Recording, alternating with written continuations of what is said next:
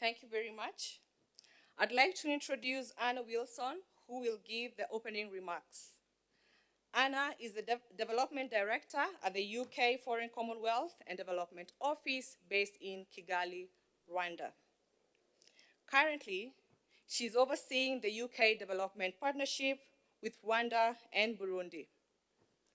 And prior to this, Anna worked as the head of UK's Humanitarian Response Group, responsible for ensuring a fast and effective response to global humanitarian emergencies. Please join me in welcoming Anna to the stage. Welcome, Anna.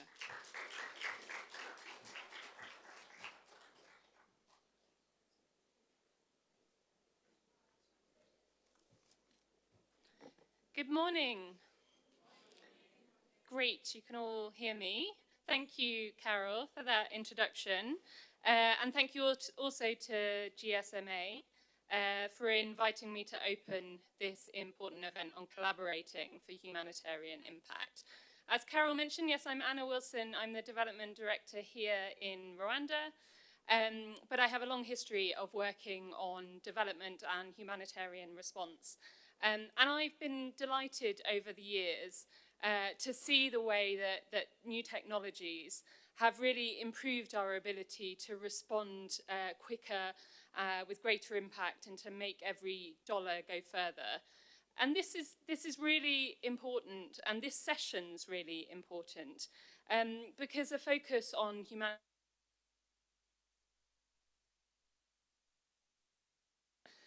The UN currently estimates that 364 million people are in need of humanitarian assistance across 70 countries, and that's 90 million more people than last year. A combination of climate change, of governance failures, of conflict, all of these things have pushed this number to the highest level in decades. And we know that COVID-19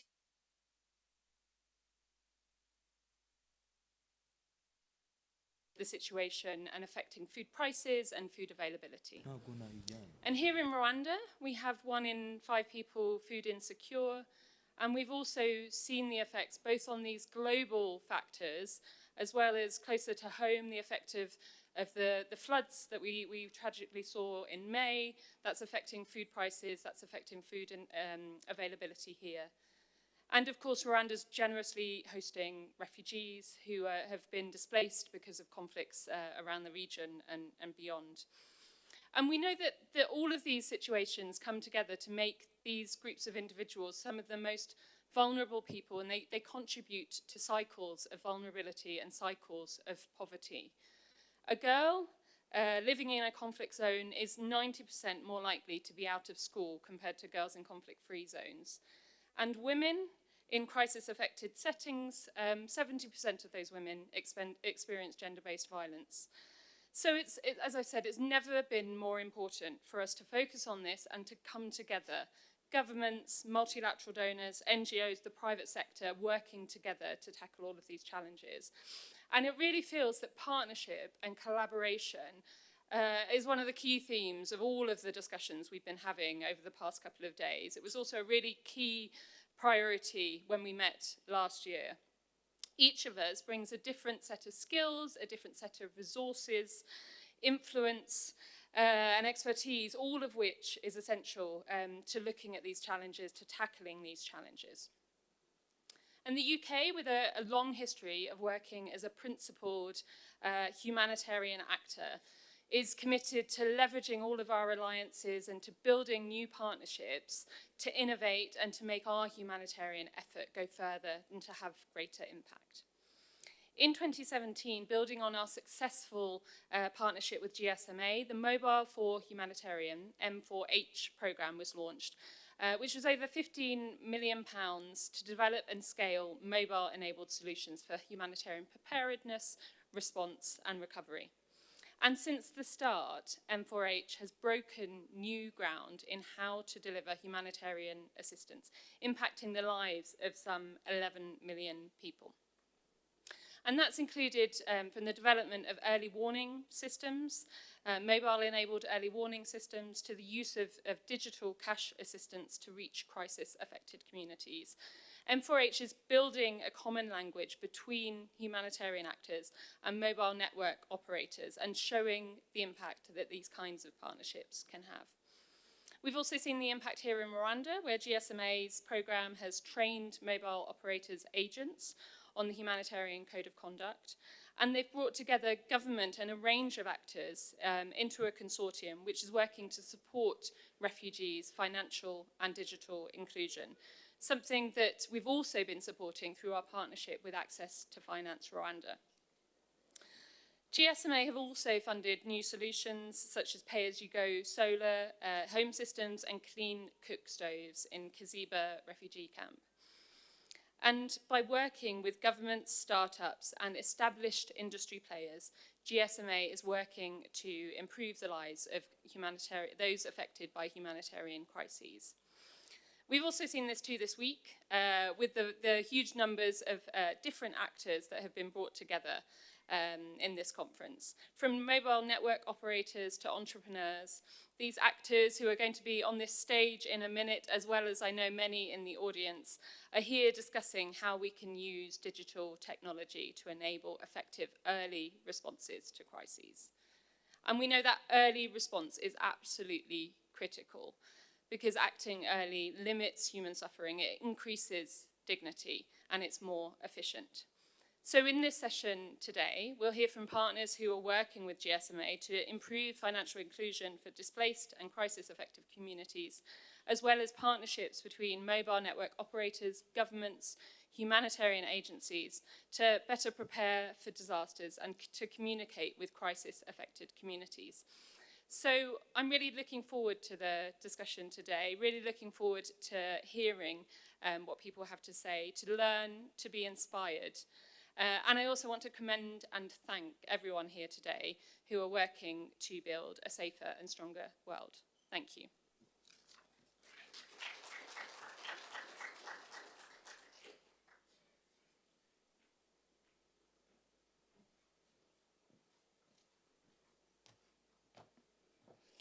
Thank you very much, Anna, for that excellent opening remarks, and I couldn't agree more. Collaboration is key for us to enable an inclusive and sustainable future together.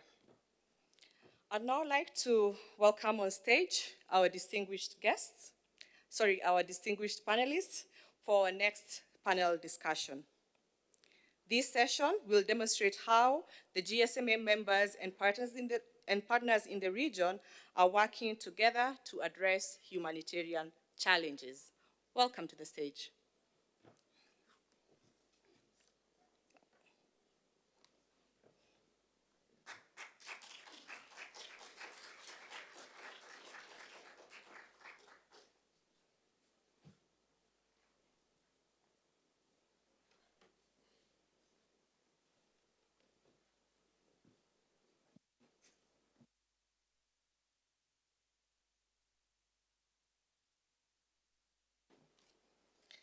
Today, I'm pleased to be joined by this stellar panel of MNOs, humanitarian actors, and industry experts, where we are going to talk about our collective efforts to implement digital financial inclusion to impact people's lives and livelihoods.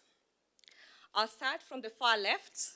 We have Hovig, who is the head of UNHCR Innovation Service based in Geneva. Next to him, we have Roslyn Oamahoro, who is the digital country lead, Rwanda, serving at the UNCDF. Next to her, we have Japhet Aritho, who is the managing director, Airtel Mobile Commerce, Uganda Limited. And rounding us out, we have Eunice Mwende, who is the executive director, Alight, which is formerly the American Refugee Community. Welcome to all of you. Today, I would like to start the conversation with a very important topic, digital financial inclusion. And as a reminder, when we talk about financial inclusion, we are talking about access to and the use of quality and affordable financial products and services that lead to the financial well-being of the world. I'd like to start with you, Japheth.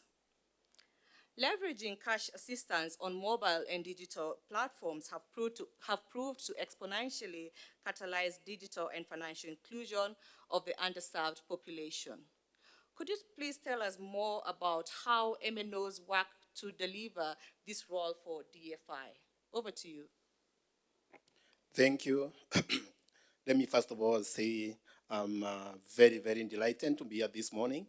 And thank you, GSMA, for organizing this. Before I go into this, I want also to start by stepping back and sharing some of the learnings that we have had. For a long time in mobile money and in fintechs, we have never paid attention. Some of the countries, we never step back and look at what are the challenges that we are dealing with in the humanitarian space. But early this year, we start with the GSMA. I think, thank you again, Caro, for that, because you spent a lot of time with us, and we sat down with all humanitarian support network in Uganda, and we looked at what are the challenges in the market. You know, for a long time, we thought what maybe we need to be done is a cash transfer, because that for sure, mobile money, we have done a fantastic job because we have wallets. We have built a robust distribution in Uganda specifically. We are talking about 230,000 point of sale where a customer or any beneficiary can be able to access either cash or access float. But in all, we never stepped back and say, is the cash the issue that we need to address in this space, or there are other challenges? For example, you discover that when we do cash transfer, what happens after that? People buy medicine. People go to school. Some of them will pay school fees, for example. Some of them will buy food.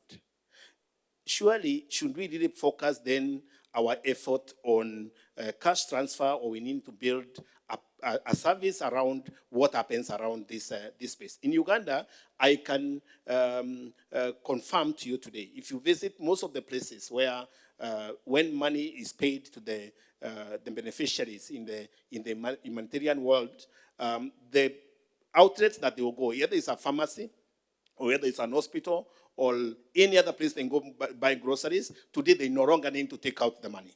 And the reason why we decided that we don't want the cash out to happen is the taxation regime for mobile money in Uganda is a bit punitive, because you pay a 0.5% cash out tax, which we could not get waived, and therefore we want to be creative. And today our disbursements that are happening by the humanitarian, what we are encouraging the beneficiary to do is not to take out the money, but to use the money to buy grocery.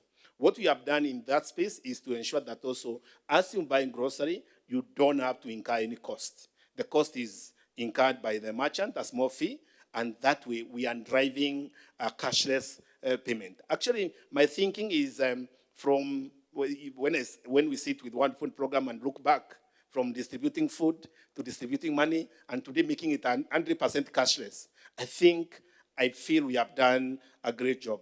When it comes to collaboration, this could not happen also without support from the GSM business. For example, I am the managing director for Airtel Mobile Commerce Uganda Limited, but I have the managing director for Airtel Uganda Limited, who is in charge of the networks.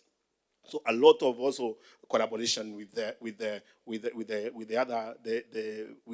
MD of Airtel Uganda Limited to ensure some places where the site does not make sense. Because some of those camps, the site does not make sense even to build.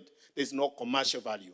However, through our engagement, we've been able to deploy networks in areas that we could not believe it could be done. And with the time, as we now bring along the communication, financial services, actually starting to make sense. Because as you onboard more use cases, more reasons for the customers to use our network, we are seeing that negative business case becoming positive. And we are very encouraged with what we are seeing in Uganda. Uganda is just it's our biggest mobile money business in Airtel Africa, but we operate in 14 markets. there are some innovations that we have done in Uganda that we believe now they need to be pushed across all the markets. So for the humanitarian networks and support teams, actually you can learn from what we have done in Uganda, and we can expose all these actions or what the product we have built in the market to all our 14 markets in Africa. Thank you. Thank you very much, Japheth, and thank you for sharing those insights. It's interesting to hear that you're building resilience to the people that you're serving beyond cash transfer. Let me go to Eunice. Based on your experience in humanitarian response, what specific initiatives and programs have been successful in expanding digital financial inclusion in the host communities and also the refugee settlements camps in the region? Over to you. Thank you very much, Carol. It's a pleasure to be part of this panelist.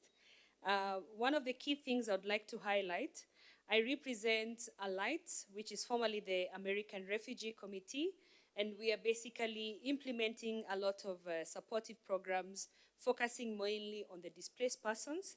But today I want to touch on a few things that I've actually noticed have made quite a big difference in increasing digital financial inclusion in the region.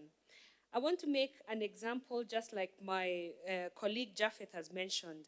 One of the key things that I saw that was quite remarkable is working with the policy makers. In Uganda, we worked with the Central Bank of the Bank of Uganda, and I'm pleased to say that recently they approved the curriculum for financial inclusion to be part of a national curriculum that would also include the displaced person, or what we call the last mile community. This is a remarkable improvement. Many of the times when we are doing humanitarian work, we shy away from working with the banks and the policy makers in making a difference to include those last mile community who are sometimes not considered by the business community when they are thinking about financial inclusion. Some of the key things we worked on is as simple as making the KYC, the Know Your Customer, a simple and effective means that would not leave a certain population excluded. In many cases, the displaced persons, or the refugees as you like, would be asked to submit many documents that were most likely not available to them at that point, which really made it difficult for them to even acquire a SIM card, to even be able to save and open a bank account. So those are some of the things that I think involving the policymakers has made a big difference in enabling the last mile community to really feel included. Coming back home here in Rwanda, some of the things that have really made a big difference, I will touch on two of them. One of them is the 1G Games. 1G Games is an online game which was also supported by GSMA and also implemented with a platform by Viamo, which has enabled over 800,000 people by dialing a simple number as 845, be able to listen and really understand some of the gender-based violence concerns and risks and how they can avoid them. Even though this platform was tailored only for the displaced persons, we have seen how it has been able to benefit even the community, the host community, which was, of course, initially not the intended purpose. What we see is the opportunity for us to have more online platforms that can actually make a difference to the communities that we serve. And lastly, Carol, one of the key things that we are working on now, together with Viamo, is having a platform to address mental health issues just by dialing a number. And we talked about the 1G Games, which is actually a self-driven game. And a person who is dialing is able to select an option that suits them. The mental health will also follow the same way, where people who want to know more about mental health issues, which is becoming a key concern in most of the countries in the region, will only be able to dial a number and be able to address and learn something about how to address some of the mental health issues. So for sure there is space to have digital financial inclusion included in the humanitarian sector. But because we are serving the last mile community, I want to touch on one key aspect that I think is going to be a game changer. And this is the digital financial inclusion trainings. Because we cannot assume that they understand how to use a mobile phone. we cannot assume that they are protected.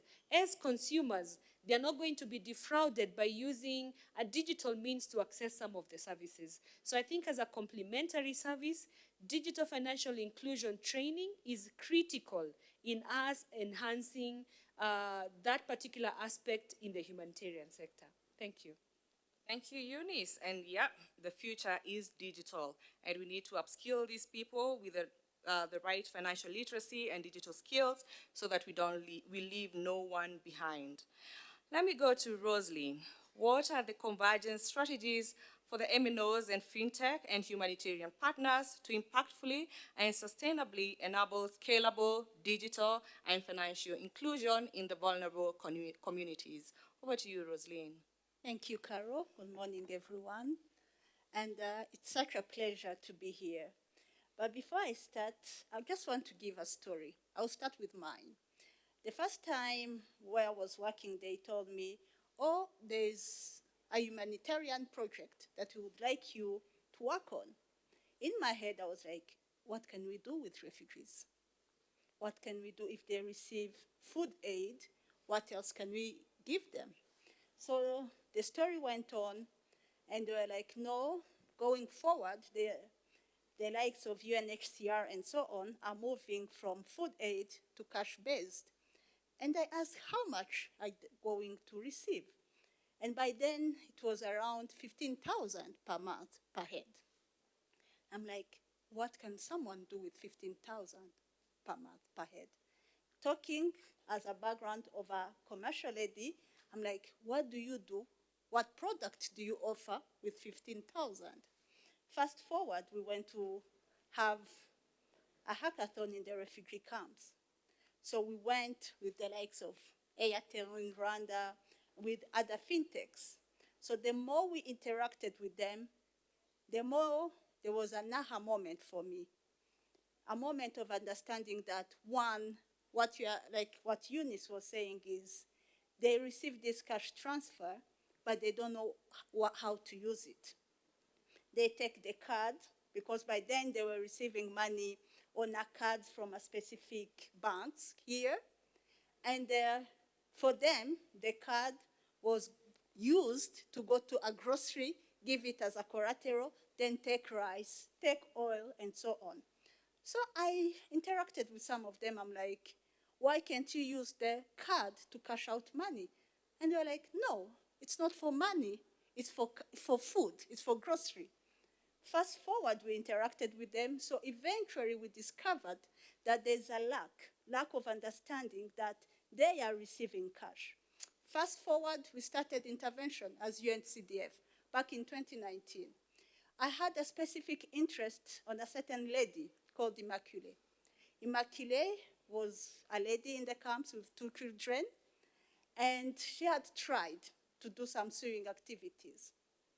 Then from the digital capacity, because we grouped them in savings groups, thanks to the partnership with Inhomoko and World Relief, then they trained them on business skills. When they trained them on business skills, Immaculée picked it up. She picked up, then after the business skills, she went to Inhomoko to ask for her first loan. She received her first loan, which was, surprisingly, 20,000. And in my head, I was like, what are you going to do with 20,000? That's an equivalent of $20 Rwandan francs. But for her, it was a lot. She went and bought some materials. She started sewing. A year later, that's 2020, COVID breakout. I'm like, what are you going to do? Because I was so interested in her. She's like, I'll train other girls in the camp, and we'll find ways of what to do. Fast forward, I met her last year. Immaculée is now a successful entrepreneur lady. She doesn't not only have sewing tailoring machines in Chiziba, she has them in Mahama, but she lives in Mugombwa. So I asked her, how do you live in another camp and have businesses elsewhere? She said, I have agents, like anyone else. So what I'm saying, the point I'm making is, there's nothing little. We can start with small and work together. So coming to the partnership between MNOs, FinTech, but also financial service providers, banks, that partnership is needed. In Rwanda, we have 75% of Rwandans using and owning mobile phones. That's huge compared to the conventional banking and their reach currently. So there's need for this partnership between MNOs and fintech. Why fintech? Because of their digital solutions. They can come up with brilliant ideas. When implementing our project, we brought in a fintech company called Exas. They went and digitalized all the saving groups who were working together. And they created that digital platforms and opened up an account within the banks, which opened ways for these women and men to receive loans. By the end of the project this year, we had about 30,000 refugees and host communities accessing. We have about 19,000 having loans from the banks. So the collaboration is needed. Where banks cannot reach, MNOs do. When MNOs are there, then fintechs can come in. They can't be competing, but they can be aligned to each other. So I think the message here, there are so many immaculates out there. How can we reach out to them? How can we impact their lives? Thank you. Thank you, Rosalind, for that amazing story. And indeed, knowledge is power. And we can do so much more to empower these people and make the world a better place to live in. Let me go to Hovig and tweak the question a little bit. Financial exclusion, which has been a global challenge, limiting opportunities and stifling economic growth around millions of people in the world. What strategies are in place to ensure inclusion of refugee communities? Thank you, and good to be here.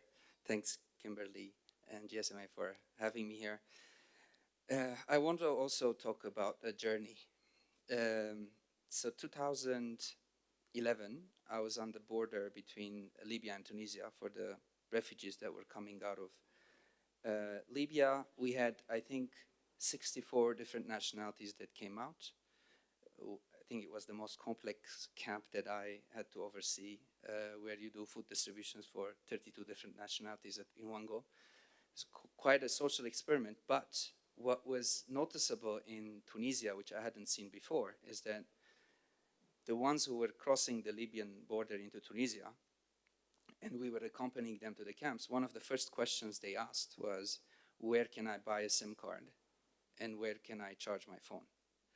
It was the first time I remember in our camp in Shusha, we had to, on the electrical poles, we had to put charging stations because there was a demand for people to connect with their families, which also broke a little bit the traditional system of humanitarian organizations setting up calling stations for people to call because people had their mobile phones, they just needed access to SIM cards.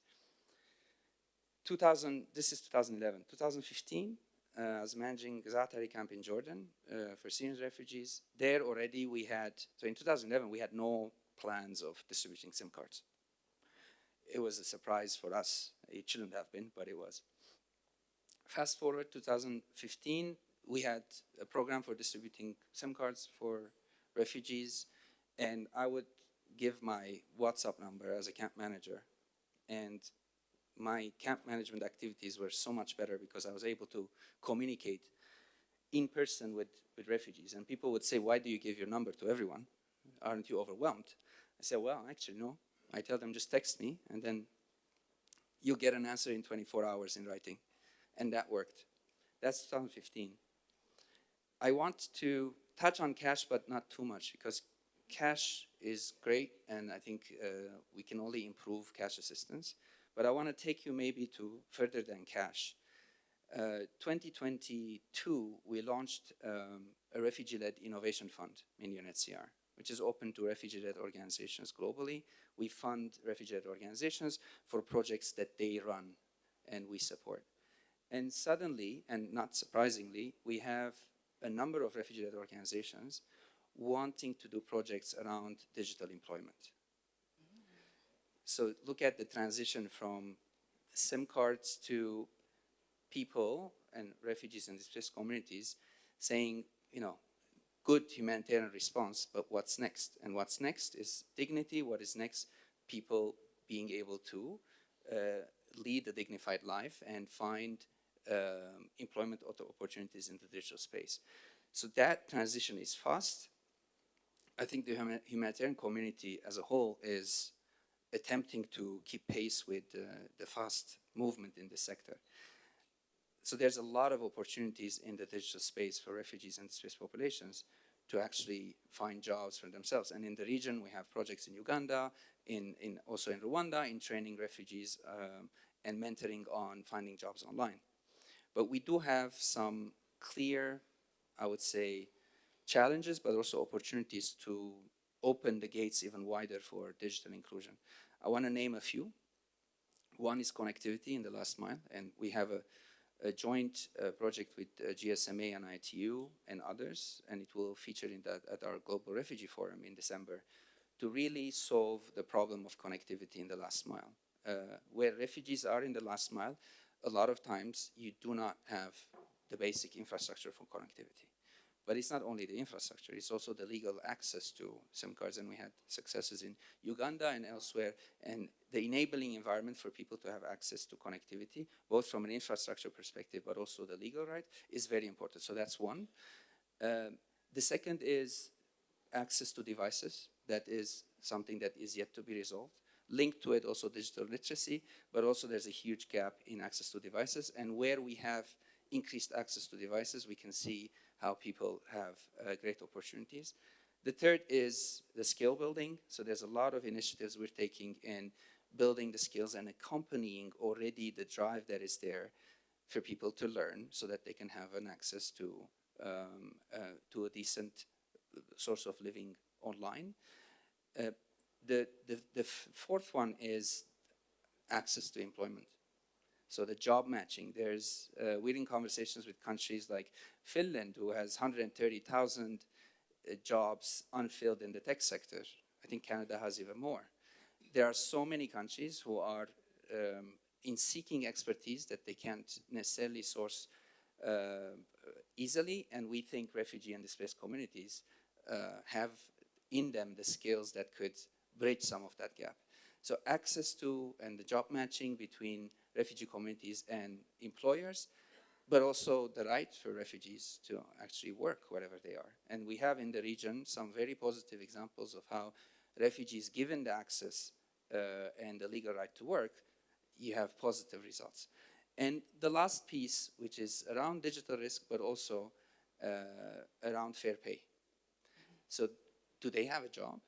But are they also fairly paid to do their job? I don't want to talk too much, but I would say the two things that we are focusing on moving forward to the GRF is one, the connectivity barriers, so to solve them collectively. And we're forming an alliance, so it's a call here for you to join the alliance, but also on digital employment, which will also feature in the GRF. We need all of the organizations who are interested to work with us to be able to bridge those gaps because opportunities are there. Thank you. Thank you, Hovik, and for mentioning those key areas to ensure we actually reach the last mile. Very quickly, I'm going to go to the second question of this discussion, where I want to deep dive further on how development partners leverage strategic partnerships to forge digital financial inclusion. I'll start with you, Rosalind. How can we ensure that the partnerships that we forge accelerate the sustainable development goals? Thank you. I think I like Hovik's last comment on a call to join on the connectivity, but also digital employment. I think recently the UN Secretary General launched SDG digital inclusion for all to make sure that no one is left behind in the digital era. And I think it's a call that we all have to pay attention on, because while we were implementing our project in the refugee camps, one thing that we noticed that he mentioned about was, yes, it's good to provide trainings. It's good, it's essential, like what we had done. We worked with Equity Banks and Mutangwa Finance to develop tailor-made solutions specifically for refugees so that they see themselves in these solutions. But the issue that keeps on coming is most of the time you find there are men who are so prompt to uptake and use these solutions. So while developing this product, these digital solutions, we have to be careful as development partners, as people working in the humanitarian, even beyond the humanitarian, that we are deliberate to make sure that we are considering the marginalized segment of the population. When we talk of gender equality, the women, one of the issues we found in the camps was that SIM cards and phones were owned by men. So how do we, when we are talking of digital inclusion, it's good. We have on the side the MNOs and the fintechs and the financial service providers that have worked on digital solutions. But when we are deploying them, you find out that 60–70% are only men using them. So how do we redress that situation? How do we avoid a situation where the Immaculates just feel left behind because they don't have phones and SIM cards? So that's one thing we have to look at. You talked about digital employment, which is good because that's where it's going. I think the recent research talked about 230 million digital jobs to be available in sub-Saharan Africa. But when we are talking of 230 million digital jobs, what are the infrastructure in place? What are the devices in place? What are the tools in place? So that we don't leave behind some of these youth and people who can't access them. So I think as much as we talk of digital inclusion, we have to be cautious that we don't create a digital divide gap that keeps on widening, where having some people being included and others left behind completely. What about disabled people? We are talking of phones. We have Airtels. What about phones that have features to host for people who are blind, who can't see, who can't read? Are we targeting them? Are we considering them? So I think I'll end by saying that digital inclusion has a lot of promises and it's a golden opportunity in place, but let's be careful to not widening the gap of digital divide and leaving people behind in this digital era. Thank you. Thank you, Rosalind. Japheth. How can the MNOs, fintechs, and financial institutions collaborate to co-create viable business models to ensure the sustainability of digital financial services in the humanitarian settings? Thank you, Carol. And I just want to take it from where Eunice has left because she has talked about digital inclusion. I will look at it from the digital financial inclusion, from that perspective. You know, for a long time again, I don't think many MNOs or many mobile money service providers have taken a step back to look at humanitarian as an ecosystem. And I feel the moment you start looking at it from an ecosystem perspective, you can see how much value you can either be able to bring and also extract from the same ecosystem. For example, in Uganda, I was shocked that we have 1.4 million people living in the humanitarian camps. And for me, if we don't include those people in the financial services, then we cannot talk about financial service inclusion in the country. So our focus and what we have had to do is actually to say, what are the products that can actually be delivered in these camps? The reason why I wanted to talk about this in a different angle is for a long time we thought the service we need to offer to the humanitarian was cash transfer. You do bulk service and the money is delivered. But these people need loans. They need credit. They need access to credit. They need access to insurance. They need access to savings. All these products need to be packaged and delivered to them. But can you offer this as a mobile money service provider alone? The answer is no. For example, in Uganda, again, and I want to reference Uganda because a lot has been done, every refugee has been registered in the office of Prime Minister with biometric. There is a new policy which is effective November 14, where unless you have validated your KYC by biometric, you cannot access the network. That has actually come to us as a good surprise, because as a good enabler, because all the refugees today won't be able to transact, because now they can acquire a SIM, because we have biometric information and the KYC, and they can participate in any other product.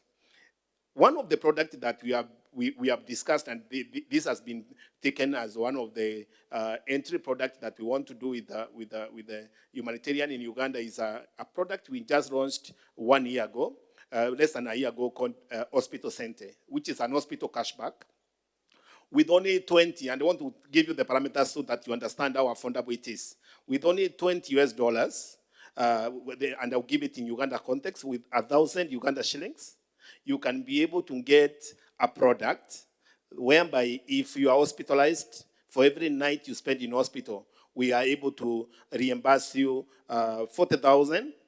And then in an event, unfortunate event that you die, the family is able to get 2 million Uganda shillings.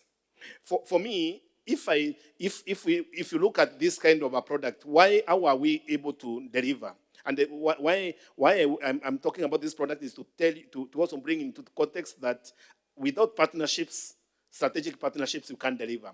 For example, for us to offer this product, we want to get an insurtech. And Turako, I know they're in the room. They are actually the insurtech that came on board to help us to deliver the insurance product. And then we want to get an underwriter, which is Prudential insurance company in Uganda. Then us as the mobile financial service provider. So with these 3 partners, we've been able to deliver something that is affordable and actually can be accessed by anybody in the humanitarian space. That aside, again, and the beauty of what I'm talking about is you no longer need a document to go to any bank to open a savings account. Again, through partnership with the Kenya Commercial Bank in Uganda, we have a product that by just dialing a USSD code, you can open an account and you can put money in the savings. In that savings account today, we pay better interest on that fund sitting in that wallet than any commercial bank is paying in Uganda. Again, we are enabling people who traditionally could not access the financial services to access the service in the comfort of their homes without having to ask for any extra KYC.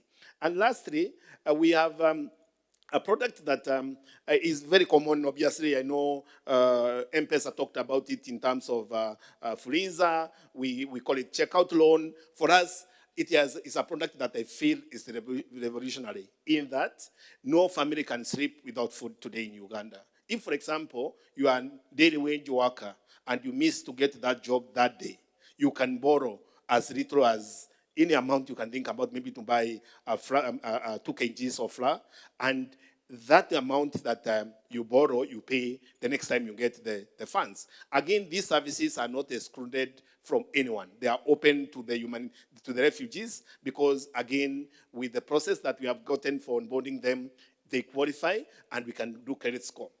I have some very interesting discussions with some of the balance sheet providers because also, again, for us to offer this micro-lending or credit product, we want to work with a fintech, which is Airbex, and also we want to work with a bank, which is Housing Finance Bank.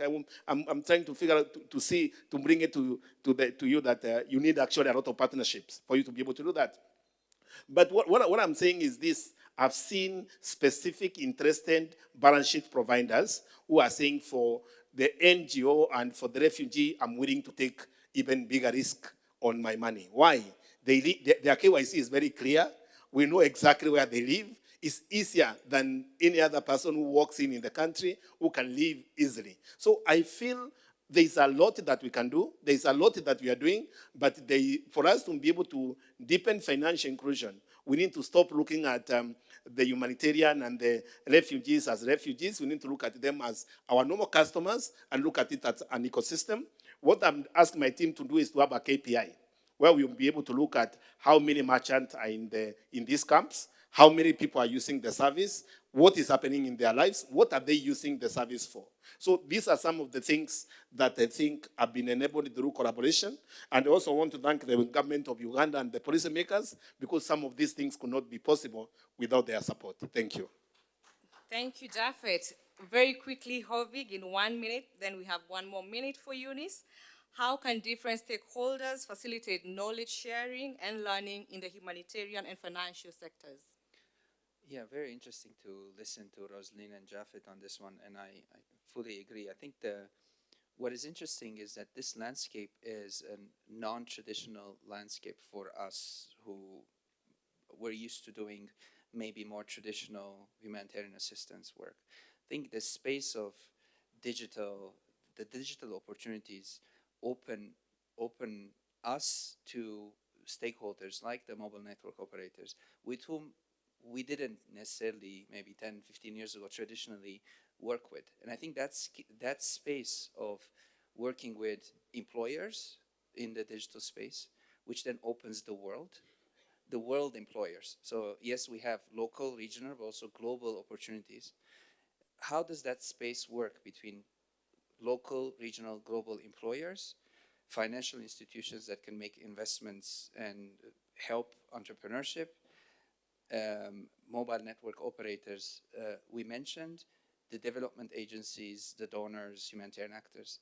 It's a space which is a bit less organized than we're used to when we have a camp and we have a sectorial meeting on watch and everyone's there, everyone knows what they do. And so that is a much more restrained environment with less potential. Here, I think, and I passed a minute, I know, here we have a space where, and I'm not calling for regulation or anything, but a space for many more actors to work together towards this goal. And that space is, I think this is a space here that you're creating it, but I think this is the opportunity. We have many more actors that can get involved. It does require a willingness, which I think to be also frank, because we're being frank, is the corporate social responsibility element of the private sector, that it's easy for us humanitarian to work with private sector entities that have developed their own corporate social responsibility frameworks. We're less capable of partnering with organizations that are just seeking the profit. I like what you said. Refugees and displaced communities are also clients. They have agency. But I think private sector needs to grow its corporate social responsibility ability to do that for us to make big headways in this. Thank you. Thank you, Hovik. Eunice, they've eaten into your time, clearly. I think you have like 30 seconds. How can the partnerships yield a win-win for communities while integrating the do no harm humanitarian principle?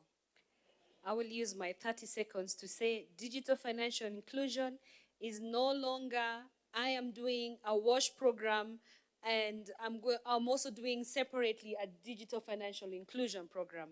It is integrated, whether you are doing a cooking club, whether you are doing a water and sanitation program, a food security program, digital financial inclusion needs to be embedded as part of what you're doing on your day-to-day service. Partnerships are critical, and we know that it is also the space to be innovative. I'm very glad to hear that UNHCR's Innovative Fund is even expanding. We have benefited from that. We have had, actually as a light, we have the only, as far as I know, the only coding school for the refugees in the refugee camps, in 2 refugees camps.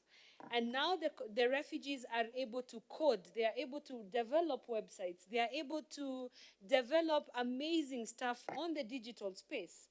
And looking at the MNOs, I am glad that we are no longer thinking about profits.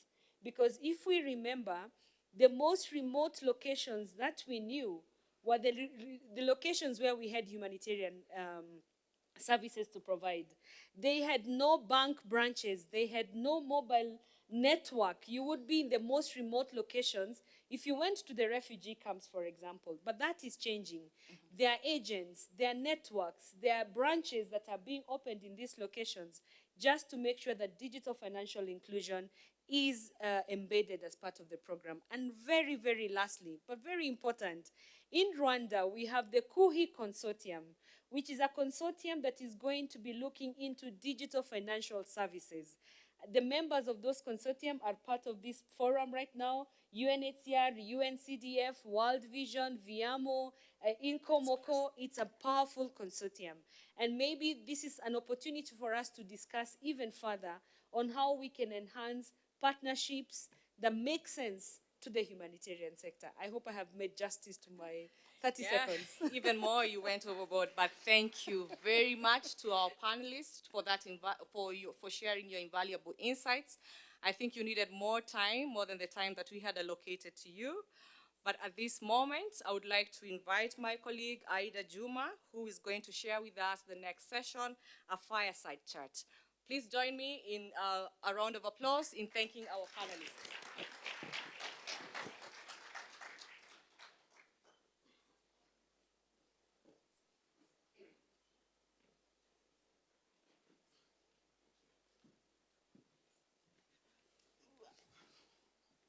Thank you, Carol, for such an engaging session. I think we've all learned a lot.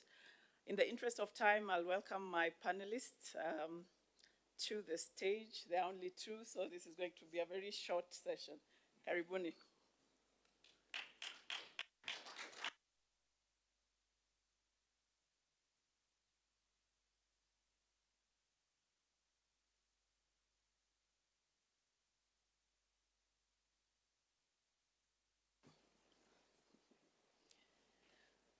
I am honored today to be a moderator. My name is Aida Juma. I work with Mobile for Humanitarian Innovation, and I'll just switch gears.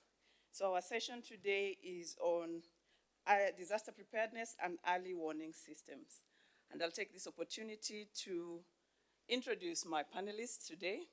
We have the lady on my left, Karen Bassier, who is the director in Safaricom, Sustainable Business, Social Impact, and the Foundations based in Kenya. Karibu sana. And the only gentleman on the stage, that is Colonel retired Harriet Aden, who is the Chief Executive Director of Kenya National Drought Management Authority. So to start us off in this session, we all know and have witnessed disasters causing death and destruction. Early warnings have proved to have ability to cut the ensuing damage by 30%. Yet, 50% of countries globally do not have early warning systems. It is against this background that the UN Secretary General called for everyone on Earth to be protected by early warning systems by 2027. Great. Based on this background, again, I'll start off our discussions today and dive in, starting with Karen Bassier. Now, mobile technology has played a central role in disaster preparedness and response, with connectivity providing a lifeline to affected populations. Please share with us how Safaricom network infrastructure and services have been instrumental in early warning systems during past disasters and crises. And while at it, tell us what innovative approaches you are exploring to enhance early warning systems. Thank you so much, Aida. Good afternoon, everyone. Happy to be here. So, Safaricom has been at the forefront of responding to disaster in Kenya. And I'm happy to be on the same panel with Colonel Harriet because we've worked together in the last one when we had severe droughts in Kenya. So for me, from where I sit, for early warning systems, we need, first of all, to have the strategic planning before even bringing the technology. So that's where Colonel and his team come in handy. They let us know that we are going to experience, let me use the recent drought situation. There's going to be drought in the country. These are the affected communities.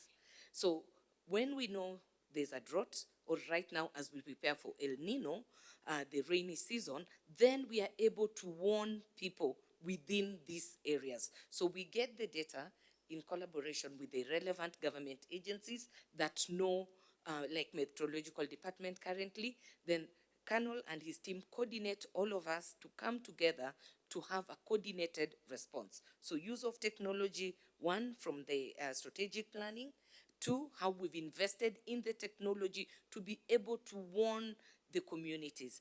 In March 2023, this year, we had floods in parts of Western Kenya and around, let me say, 3 parts of Kenya. So we knew the floods were going to be there because Kenya Red Cross reached out and said, please, we need to warn the people in these areas to move out of the area to go to higher grounds. So we have embedded the SMS system. So we are able to zone the people in the area or anyone passing through the area and alert them that we are expecting floods in that area. So the messages are zero rated, nobody pays for them, Safaricom bears the cost of this. The other thing we do is to ensure that there's connectivity.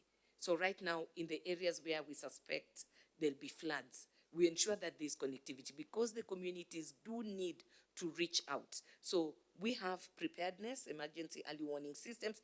Then when the floods or whatever the emergency happens, then we have to be able also to be able to collect real-time data so that we share back with the agencies and we share back with our partners so that they know what's happening on the ground. Then we have, again, for decision making, then also cash transfers. And I like the panel that was here before because they talked about everything we did in this season of responding. So we had the cash transfers, we had the connectivity, we had the loans, and thank you, Jafet, for saying Fuliza. Indeed, you can be able to help people recover. So early warning systems are very, very critical in terms of disaster, and we're looking at working more towards having artificial intelligence, big data analytics, and that kind of thing to be able to predict well. So at Safaricom, we see ourselves as a platform. And this is a platform that can be used for anything ranging from early warning system and the likes. But also what excites me is the telemedicine that we have developed. So we are able to let the people know that you can reach a doctor if need be, in case the doctor can't reach you. So early warning systems help you prepare strategically, they help you prepare your technology, they help you prepare the communities, and then they help bring all the collaborators on the table so that we are all working from the same sheet in addressing this disaster. Thank you, Karen. The conversation on partnerships and collaboration is popping up again, and the power of working together. So moving us on, Mr. Aden, from where you sit, what is the importance of early warning systems and anticipatory action in reducing the impact of crisis? And more so, what innovations would be applied for inclusive early warning systems from crisis to building resilience? Thank you very much, Aida. First of all, National Drought Management Authority is the agency in Kenya that's charged with coordination of drought risk management and putting up measures to mitigate the drought shocks. And is the only agency in Kenya that has the early warning system that both the state and non-state actors use to respond to the various shocks. And this early warning system is a web-based and integrates remote sensing, primary and secondary socioeconomic data, which is categorized into biophysical and socioeconomical.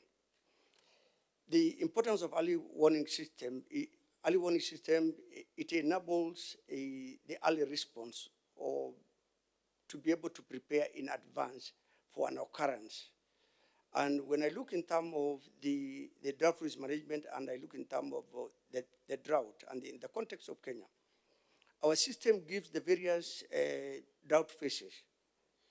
At the moment, you find in our country, we have a number of counties or regions which are in a drought alert phase.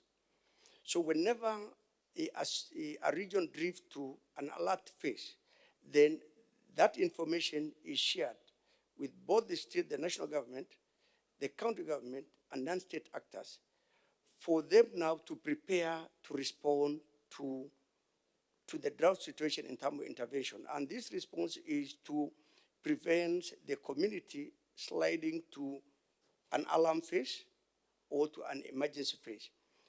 Therefore, it enables or it facilitates early or anticipatory action that reduce impact of crisis by enabling the various actors to prepare accordingly.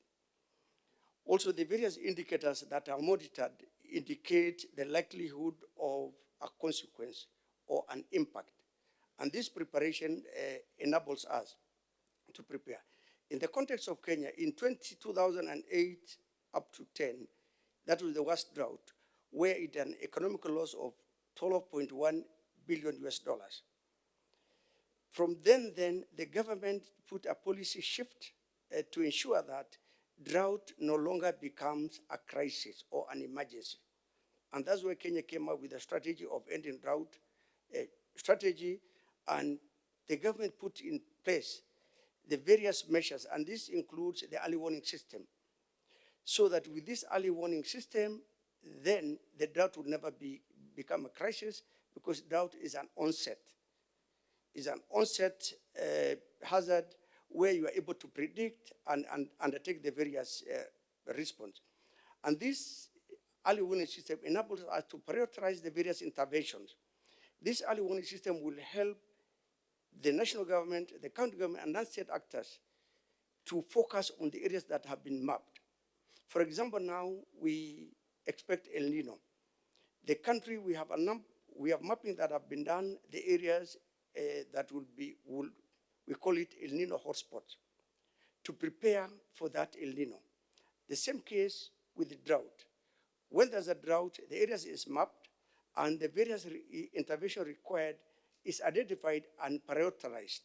And this coordination also ensures that there's no duplications of efforts, and the intended intervention reach the needy communities. And when I look in terms of the innovations, the current situation of the climate change, it brings about a number of shocks. And these shocks calls for in terms of innovations. And mostly this involves in terms of the partnership. And when we look in terms of Kenya, in my country, in the past, we have not involved the private sector until the last drought, where the private sector and Safaricom, Karen leading, were involved to undertake the various interventions. So, and this partnership, we therefore, as a country or as an institution, we seek strategic partnership with mobile networks operators in a number of areas to strengthen the early warning information to enable for early action. And one of the areas that we look is in terms of collaboration in mobile-enabled service for dissemination of user-centered drought early warning information, and this is the SMS system. Yes, the current providers, Safaricom, actually are in it, but however, we look forward to see how we can extend that so that that information reaches the remotest part of the country. When you look in terms of connectivity, the connectivity of the network, some of the most remote part of the country have not been reached, but we thank the Safaricom, which is actually the dominant service provider in Kenya, has tried to reach the remote areas. And this will also enable us to communicate our early warning information. And another area of innovation in terms of capacity building and integration of conversational artificial intelligence or large language models, where we're able to translate the various languages, various scenarios, or the various hazards into the various local languages, and that information be communicated to the local community. The other areas is in terms of collaboration for mobile-enabled service for drought response and recovery, and this includes a call center or a situation room where all the various hazards that can be coordinated and responded to. For example, now we anticipate El Nino, so that's an area that we would like the mobile operators to partner with us to be able to collaborate on putting up the various response. The other issue is the issue of digitization of the various resilient investment. For example, the water investment. We look forward to where we are going to digitize all the water infrastructure, the borehole, including the yields, to be able to know at any given time what is the yield, how many people are accessing that water infrastructure. Is that water infrastructure functioning? Because we have some of the water infrastructures like the boreholes, which you call them the strategic boreholes, that are opened only during the drought period. And finally is the issue of extension of connectivity to the most remote part of the country. And I thank Safaricom, and I'd like to give a live example. The other day, we received a call in one of the centers, a remote area, where there were some of the students who were doing online examination, but because of the configuration, they requested whether Safaricom can upgrade to 4G. So I called the CEO of Safaricom, and I made a request. And true, within 2 weeks, That system, that network was upgraded to 4G, and that has enabled even the children to be able to do online examination, because some of them might not be able to be able to attend classes physically. They require online. So I think those are some of the areas innovations that we see. But also, I go back again the issue of early warning system and in relation to drought. In national drought management, we normally have what is called hunger safety net, a program where we give stipend to vulnerable communities, about 132 households. And this early warning system helped us to do what's called scale up. So the system will trigger and say, yes, a certain threshold had been reached. So the National Treasury required to release money for what we call Group 2. The regular transfer is for on a monthly basis, but when we have a drought situation, then the system will trigger the alert. And that has enabled us reach 170 households through cash transfer. Thank you. Thank you, Mr. Aden. Karen, you have something to add on to that? So thank you. I wanted you to hear from the agency that we supported heavily in this. So during the peak of this drought, at Safaricom, we led the private sector-led initiative that was named Wakenya Tulindane, meaning Kenyans, let's take care of each other. And the steering committee has a colonel in it, and my CEO is the chair of this committee. So we mobilized resources to be able to support the government in its initiative and the development partners. So it was a private sector-led initiative, and the whole spirit was to strengthen the national capacity for resilience, for before, during, and after. And what I liked about this is that we did not just bring technology to the table. Over and above the technology, we did bring money to help strengthen and support the communities that were affected, and also mobilized other partners. In regards to this also, I remember UNHCR was also doing a response for this, and we have loyalty points. So it wasn't just cash money. UNHCR rode on Safaricom as a platform to collect bonga points. We call them bonga points, the loyalty points, so that they were also responding to this emergency. So from where I sit and from where we sit as Safaricom, we know that as a business, we cannot thrive when community and society around us is not thriving. And that is why, and I wanted to say this to UNHCR, we go over and above. I know you say that at times it's for profit, but for Safaricom, the business impact is way bigger than the foundations. So where the business can lead with its assets, with its resources and the likes, then the business leads, then the foundation will come in to support the day-to-day humanitarian support response. So from us as a business, we know that for us to continue operating, we care for our communities, and that's why you'll see Colonel saying that we give all out. And if Red Cross was here, they would collaborate the same. And Ida here has worked with us in humanitarian response in Kenya, drafting the strategy, and now ensuring that we are implementing this strategy. So Ida, partnerships indeed are very critical. No one organization can achieve this. And that's why we need everyone on the table so that we respond effectively. And my dream is to one day see a future where we will not have any hunger in Kenya and in the Horn of Africa. I mean, from the time I was a kid, we've seen this hunger. So we really need to think, how can technology and the right human spirit come into place to ensure that we eradicate this once and for all? Then we now deal with the floods and the likes. Thank you, Karen. The power of collaboration. Now we are aware of what early warning systems are all about. I think we have 1 minute in case there's anybody who wants to ask a question from the floor. Thank you very much. I think it was clear and precise, and we are going to be championing governments to invest and partner for this cause. I'd like to thank my panelists for these valuable insights that you've actually shared with us today. We appreciate your dedication in ensuring safety and well-being of our communities. You may take your seats.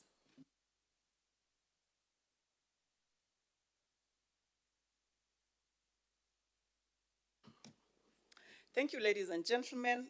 We have learned that early warning systems and the ability to act on them are proven lifesavers. Multi-hazard early warning systems allow people to know the hazardous weather events on their way and how governments, communities can act to prepare and respond. We have been honored to host you today, and we wish you a good rest of the day. Thank you.